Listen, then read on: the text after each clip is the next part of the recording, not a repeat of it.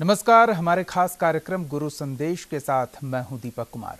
वैसे तो दुनिया में शिक्षा के कई संस्थान हैं, लेकिन किस संस्थान से कौन सा कोर्स करना चाहिए जो आपके करियर के लिए बेहतर हो, इसको लेकर छात्रों में सबसे ज्यादा कंफ्यूजन रहता है। हमारा यह कार्यक्रम आपके लिए ही है। आज हम बात करेंगे कि इंजीनियरिंग बनने के साथ ही किस तरह से उस दिशा में आप पहल करें ताकि आपके सपने साकार हों। आज हमारे साथ कुछ मेहमान जुड़ेंगे। हमारे साथ जो मेहमान जुड़ने वाले हैं उनका परिचय हम आपको करा दें।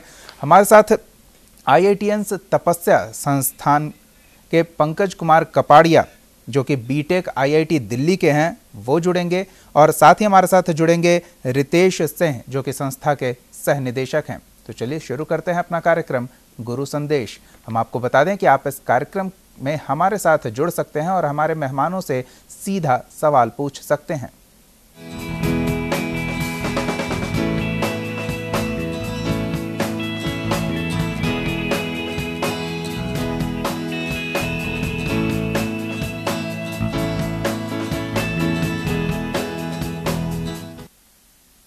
IITians तपस्या वो संस्था है जो पटना में, जी हाँ सही सुना आपने, पटना में बिहार और आसपास के लोगों को IIT की तैयारी के लिए तमाम सहूलियतें मुहैया कराता है।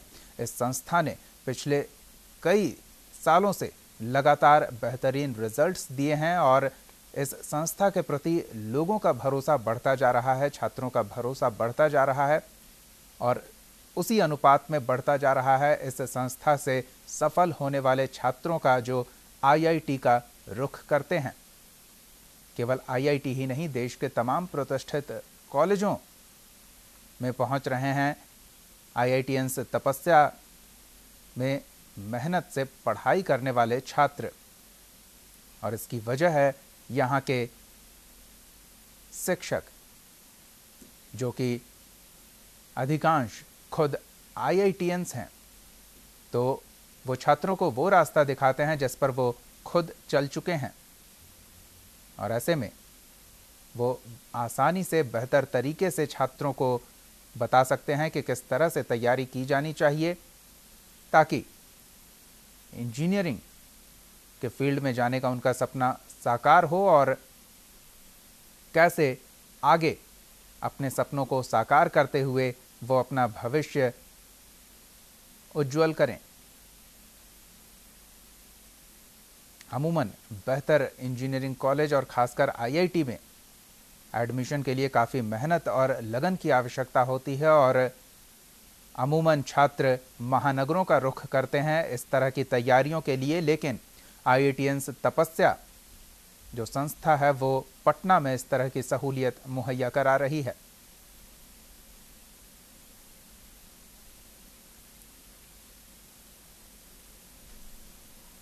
तो अगर आपके भी कुछ सवाल हैं, आप भी इंजीनियर बनना चाहते हैं, IIT या अन्य प्रतिष्ठित संस्थाओं में एडमिशन लेना चाहते हैं और उसके लिए किस तरह की तैयारी हो आपकी, इस विषय में आपका कोई सवाल हो, आपकी कोई शंका हो, तो आप हमारे कार्यक्रम से जुड़ सकते हैं और हमारे मेहमानों से सीधा सवाल भी पूछ सकते हैं।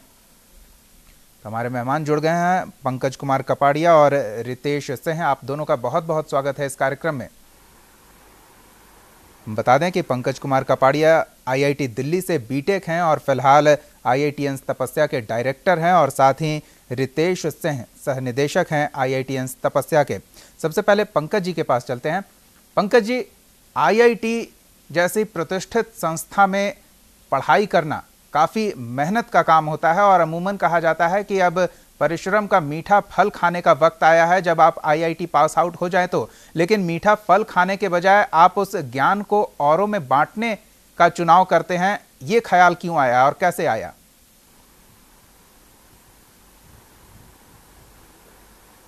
जी, ये सवाल मुझसे कई मर्तबा पूछा गया है जी, और इसका जवाब मैं दो ही शब्दों में देना चाहूंगा। इंसान को हमेशा वो काम करना चाहिए जिसमें बहुत मजा आए। जी, फिर वो काम नहीं लगता है, फिर लगता है कि हम अपना पैशन फॉलो कर रहे हैं। और पढ़ाना मेरा पैशन रहा है। IIT की परीक्षा के ऊपर मैंने बहुत ही गहन अध्ययन किया है और मुझे लगता है कि इस काम को मुझसे बेहतर बहुत कम लोग करते होंगे जी।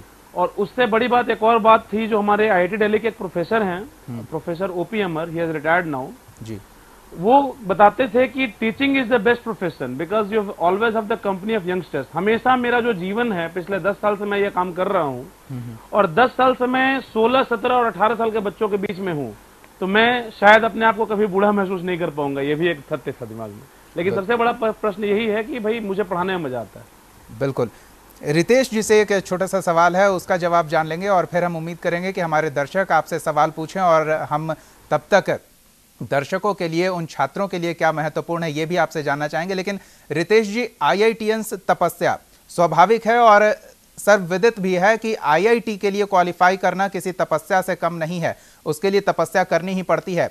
ये बेहतर नाम का कॉन्सेप्ट कहाँ से आया और इसके पीछे क्या वाकई वो दिखता है वहां संस्थान में कि छात्र तपस्या कर रहे हैं या फिर छात्रों से तपस्या करवाई जा रही है?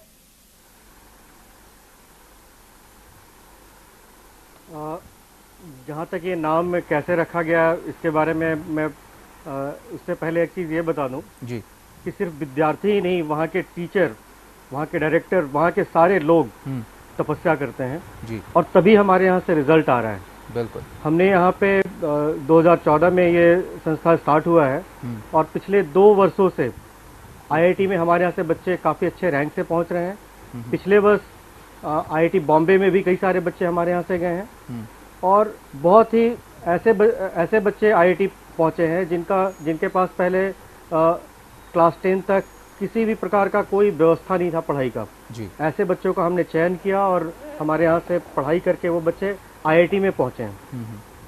बिहार बोर्ड के ऐसे बच्चे जो बहुत ही सुदूर गांव के थे और हमारे टैलेंट सर्च के थ्रू वो बच्चे हमें मिले और वो बच्चे अभी आईआईटी बॉम्बे में पढ़ाई भी कर रहे हैं। तो सच में ये जो तपस्या जो नाम हम लोगों ने रखा था, यही सोच समझ के रखा था कि हम ऐसे बच्चों का चयन करें जिन्हें हमें लगता है कि इनको पढ़ा के हम आईआईटी में भेज सकते हैं जी। और वैसे लोगों के साथ हम लोग खुद भी तपस्या में लीन रहते हैं और 1 साल या 2 साल का जो कोर्सेस है हमारे यहाँ उसमें पढ़ाई करके अगर कोई बच्चा हमारी 70-80% बात मान ले जी, तो डेफिनेटली वो आईआईटी या मेडिकल में सेलेक्ट हो सकता है।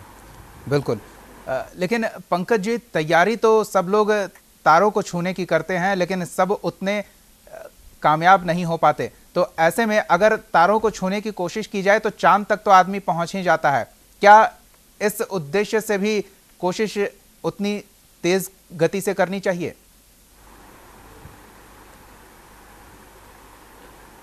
जी, आपकी बात बिल्कुल सही है कि सब लोग नहीं पहुंच पाते, लेकिन अगर आप वास्तव में आईआईटी के परिणामों का अध्ययन करेंगे तो आप पाएंगे कि स्टार्टिंग के लेट से मैं मान लेता हूं कि 1 से लेके 200 तक के बच्चे काफी ज्यादा मेधावी होंगे जी, लेकिन जो 201 से लेके अगले 7-8 हजार तक रैंक के जो बच्चे हैं उनमें ज्यादातर बच्चे वो हैं जो अपनी मेहनत से वहां पहुंचते हैं।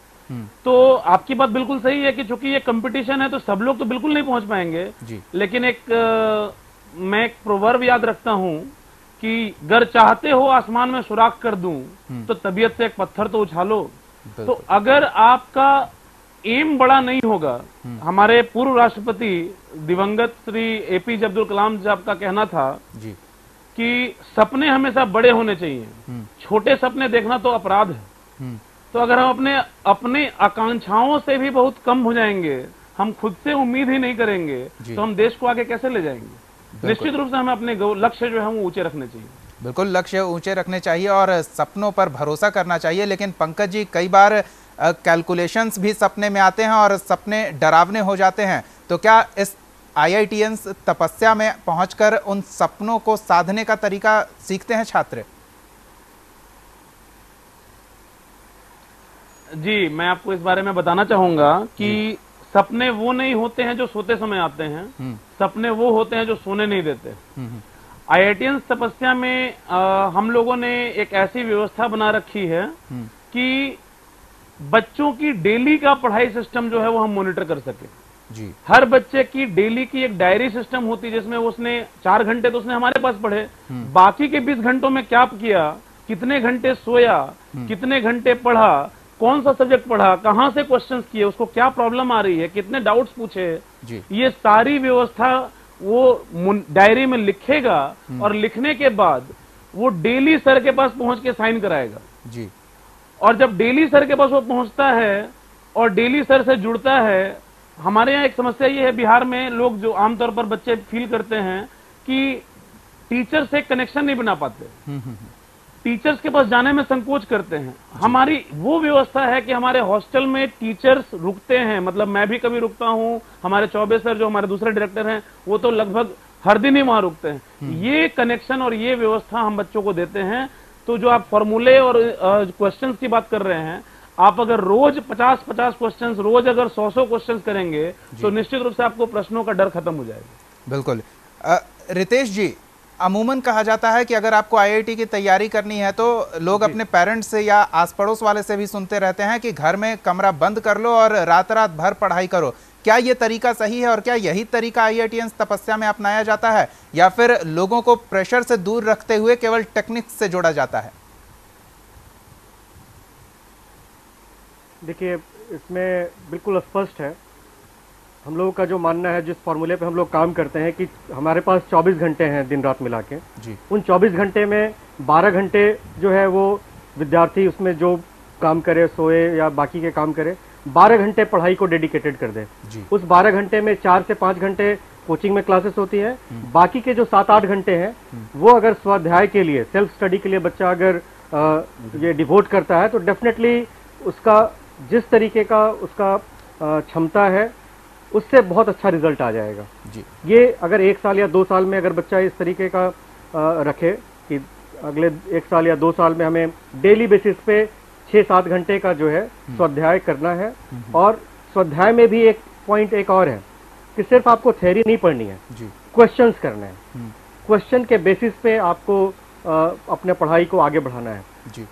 तो डेफिनेटली आप 1 साल या 2 साल के जो कोर्सेस हैं उसमें बहुत अच्छी सफलता मिल जाती है बच्चों। बिल्कुल। और रितेश जी, मैं आईआईटीएंस तपस्या की वेबसाइट को देख रहा था, कहते हैं कि आप जी, तो वेबसाइट में एक अच्छी चीज ये लगी कि आप केवल उन छात्रों का इंतजार नहीं कर रहे हैं जो आकर आपके पास एडमिशन लें और आईआईटी की तैयारी करें, बाकी आप उन छात्रों तक भी पहुंच रहे हैं जिनके पास ये संभावनाएं नहीं है कि वो बेहतर संस्थाओं तक जा सकें, लेकिन उनमें टैलेंट है। आप टैलेंट सर्च के लिए निकल रहे हैं।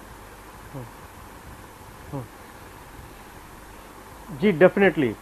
एक्चुअली ऐसा है कि हमारे जो 3 डायरेक्टर्स हैं, आकाश गोयल सर, पंकज कपाड़िया सर और प्रशांत चौबे सर, इनमें से जो 2 डायरेक्टर्स हैं ये अभयानंद सर के से पढ़ के, सुपर 30 से पढ़ के ये लोग आईआईटी पहुंचे थे।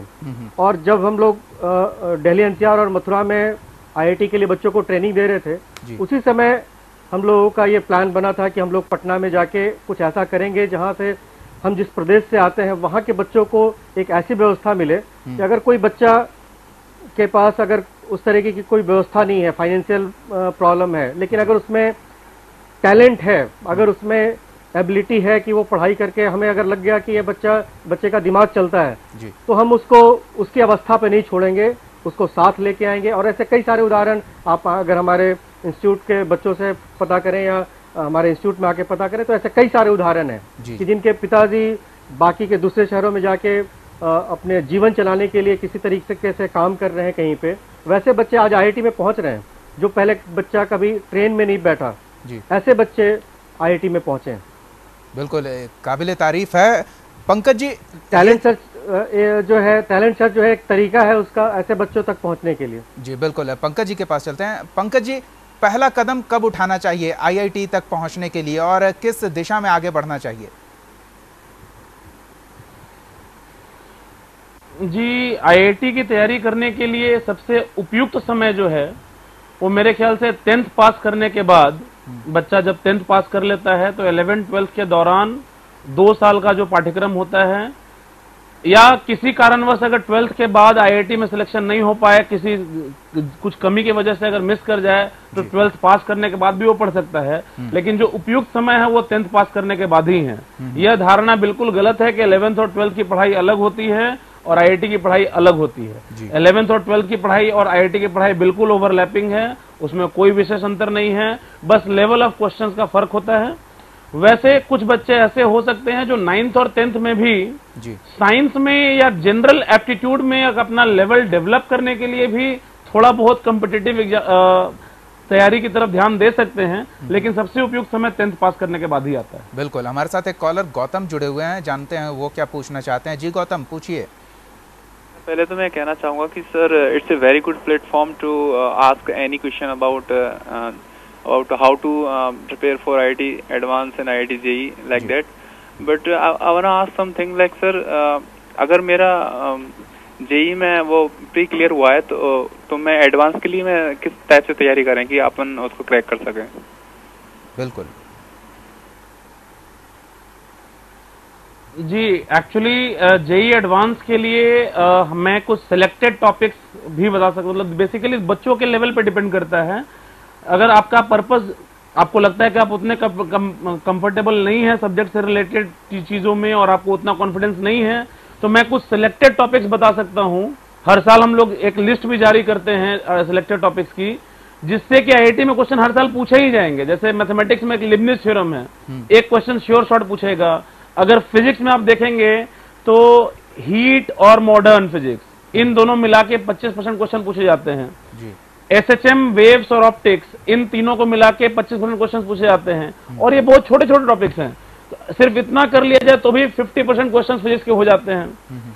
अगर आप डेफिनेट इंटीग्रल में आते हैं तो कुछ पर्टिकुलर प्रॉपर्टीज हैं, डिफरेंशियल इक्वेशन में जाते हैं तो कुछ पर्टिकुलर कॉन्सेप्ट्स हैं जिनसे IIT हर साल क्वेश्चन पूछता है। अगर आप केमिस्ट्री में आएंगे तो जैसे aldol reaction, Cannizzaro reaction, Perkin reaction, इन तीनों में से एक क्वेश्चन पूछा ही जाएगा।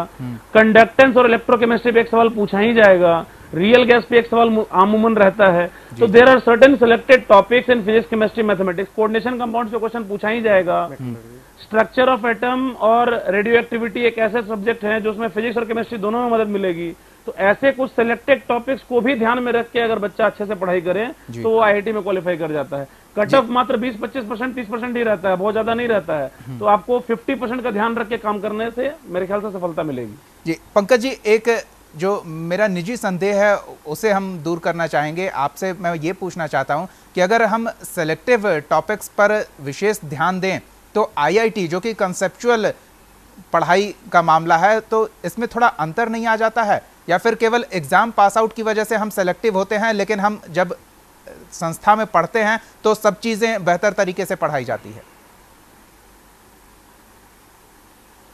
देखिए, निश्चित रूप से जो सबसे अच्छा तरीका है पढ़ाई करने का वो तो कॉम्प्रिहेंसिव होना चाहिए। मैंने जो आपको बताया कि यदि कोई बच्चे को ऐसा लगता है कि उसकी तैयारी उतनी अच्छी नहीं हुई है जी, समय कम और है, फिर भी वो चाहता है कि IIT में समहाउ हम पहुंच जाएं जी, तो समय कम रहते हुए वो तैयारी वो कर सकता है। और निश्चित रूप से कॉम्प्रिहेंसिव स्टडी का आप देखे होंगे, जो इस साल जो JEE मेन में जिसका ऑल इंडिया रैंक 1 आया बच्चे का जी, जो उदयपुर से एक दलित परिवार से भी है, अगर आप उसके बारे में देखेंगे तो उसने 360 में से 360 स्कोर किया है। तो सिलेक्टिव चीजें पढ़ के 360 में से 360 तो स्कोर होगा नहीं। बिल्कुल बिल्कुल। वास्तविक तरीका तो यही है कि सारी चीजें अच्छे तरीके से पढ़ी जाएं। लेकिन मेरा जो ये कहना था कि जो आखिरी का एक हफ्ता बचा है जैसे जी, इसमें इन टॉपिक्स पर विशेष ध्यान देने से अधिक फायदा होगा। मेरे कहने का मतलब ये था। बिल्कुल। रितेश जी के पास चलते हैं। रितेश जी, आज भी लोग पटना, गया या फिर और अपने आसपास के जो शहर हैं उभर रहे हैं, वहां के संस्थाओं पर भरोसा नहीं करते हैं और महानगरों का रुख करते हैं, तो कैसे ये भरोसा दिलाएं कि हम पटना में भी उससे बेहतर तैयारी का मौका दे सकते हैं? देखिए, ये जो अविश्वास का जो माहौल हुआ है कि संस्थानों के प्रति, इसके लिए ज़्यादातर जो जिम्मेदार मैं अगर मानूंगा तो यहाँ के जो संस्थान है उन्हीं को जिम्मेदार मानूंगा। इस तरीके के उनके प्रैक्टिस है, गलत प्रैक्टिसेस, कि कोई बच्चा किसी अन्य संस्थान से पढ़ाई करके सेलेक्ट हुआ है, उस बच्चे की फोटो सारे संस्थान में आपको दिख जाएंगी। ये जो प्रैक्टिस है, इसके कारण यहाँ पे थोड़ा अविश्वास का माहौल है। लेकिन आप इतना विश्वास रखें कि जिस तरीके से हम लोग काम कर रहे हैं पिछले 3 सालों में, जिस तरीके का रिजल्ट हम लोगों ने दिया है जी, तो उसमें इस चीज़ का अगले 1-2 साल और लगेंगे, जिससे लोगों का ऐसा विश्वास होना स्टार्ट हो चुका है। लोग विश्वास कर रहे हैं, अच्छे बच्चे रुक रहे हैं पटना में जी। और 1-2 वर्ष मुझे लगता है कि और लगेगा, जिससे कि सिर्फ आगे चल के वही लोग फिर टिक पाएंगे मार्केट में, या जो कोचिंग संस्थान बच्चों को सच में अच्छे तरीके से पढ़ाएंगे। बिल्कुल, रिजल्ट इवैल्यूएशन का एक माध्यम बन गया है पेरेंट्स के बीच भी और स्टूडेंट्स के बीच भी। तो ऐसे में ये भी जानना जरूरी है, रितेश जी आपसे जानना चाहेंगे या पंकज जी, आप दोनों में से जो जवाब देना चाहें। सीधा सवाल है कि IITians तपस्या और तमाम संस्थाओं से बेहतर क्यों है, अलग क्यों है, और क्यों छात्र इसका चयन करें या अभिभावक इसका चयन करें? इसका जवाब सर एक्चुअली मैं इसको ऐसे दे सकता हूं जवाब जी कि सपोजेडली मुझे अगर पटना से रांची जाना है, तो पटना से रांची जाने का सबसे सही रास्ता हमें कौन बता सकता है? जो रांची हो आया हो। पटना से रांची जाने का सबसे सही रास्ता वही बता सकता है जो पटना से कभी रांची गया होगा। जी बिल्कुल, या जाता होगा। जी। सिमिलरली IIT जाने का सबसे सही रास्ता वही बता सकता है जो खुद IIT गया होगा। तो IITians तपस्या में सबसे बड़ी जो बात आपको नजर आएगी कि लगभग सभी के सभी टीचर्स खुद IIT से हैं, और ना सिर्फ IIT से हैं बल्कि IIT दिल्ली से हैं। जी जी, one of the top IIT जिसको आप कह सकते हैं। उन्हें पता है कि IIT जाते कैसे हैं। जी देखिए, किसी भी संस्था में दो चीजें होती हैं, एक होता है टीचर्स की कॉम्पिटेंसी और दूसरा होता है पर्सनल केयर। जी, तो IITians तपस्या के जितने भी टीचर्स हैं वो लगभग सभी के सभी खुद IIT से हैं। उन्होंने पुराने काफी समय से बच्चों को IIT में भेजा है। पिछले 10 सालों में रैंक 22 और रैंक 31 तक के बच्चों को पढ़ाया है, रैंक 48 के बच्चों को भी पढ़ाया है। बिल्कुल। और पिछले 3 सालों में पटना से बच्चों को IIT भेजा है, उन बच्चों को जो जिनके अंदर खुद भी भरोसा नहीं था कि वो IIT पहुंच सकते हैं। दूसरी चीज जो पर्सनल केयर की बात बता रहा हूं मैं आपको, हमारा बच्चों से सर जुड़ाव ये होता है कि सुबह 9 बजे से लेकर रात के 9 बजे तक हम अपने बच्चों को सेल्फ स्टडी की सुविधा देते हैं अपने कोचिंग में। और किसी भी बच्चे को कैसा भी डाउट हो, ये कोई भी बच्चा किसी के पास भी आ सकता है। मैं डायरेक्टर हूं लेकिन मेरे पास भी आने में उसको संकोच नहीं है। और एक बड़ी बात मैं आपको बताऊंगा, एक दूसरी बात जो आपको और ज्यादा पुख्ता कर देगा इसको। अभी JEE एडवांस का परीक्षा होगा 21 तारीख को जी। पटना में एकमात्र कोचिंग संस्थान हम हैं जो पेपर 1 आने के बाद उसका सॉल्यूशन रेडी करके पेपर 2 से जब बच्चा निकलता है तो उसके हाथ में हम सॉल्यूशन दे देते हैं। पूरे पटना, क्या मुझे लगता है पूरे इंडिया में ऐसा कोई नहीं करता है।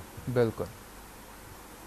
तो इस लेवल का हमारा जो एक डेली मॉनिटरिंग सिस्टम है और जो बच्चों का पर्सनल केयर है in accordance with our capability, जो कि हम अपना एक्सपर्टाइज जो बच्चों को देते हैं बीइंग IITians आवरसेल्फ, ये जो एक कॉन्सेप्ट है, ये दोनों का कॉम्बिनेशन आपको रेयरली कहीं नहीं मिलेगा। और इसी वजह से पटना तो पटना, मैं तो यहां तक कहूंगा कि मैं ऐसी शिक्षा व्यवस्था देना चाहता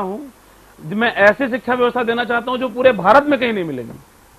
जी चलिए, बिल्कुल। और रितेश जी, आपसे ये भी जानना चाहेंगे कि संस्था के भीतर किस तरह की सहूलियतें मुहैया कराई जाती है छात्रों को, क्योंकि बातचीत के दौरान ये तो स्पष्ट हो गया कि आवासीय सुविधा है।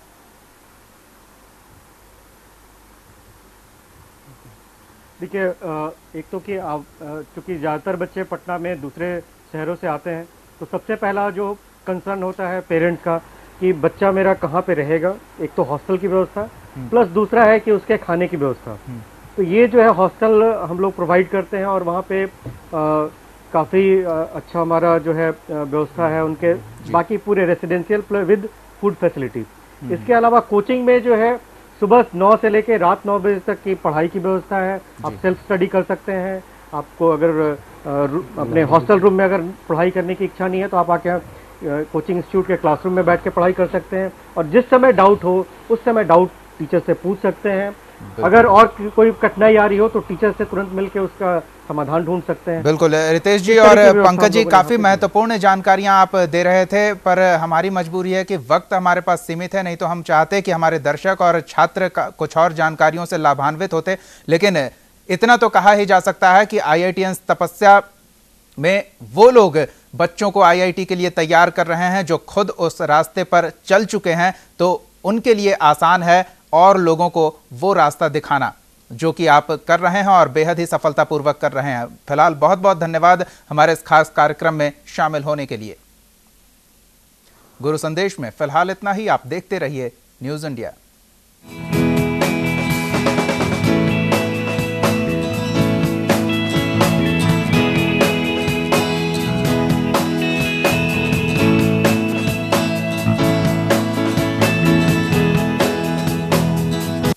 इस कार्यक्रम के सह प्रायोजक आप हमारे चैनल को YouTube पर सब्सक्राइब कर सकते हैं न्यूज इंडिया निम्स पर। इसके अलावा आप ट्विटर पर भी हमें न्यूज इंडिया 17 पर फॉलो कर सकते हैं। फेसबुक पर आप newsindia.nimsuni पर हमें लाइक कर सकते हैं।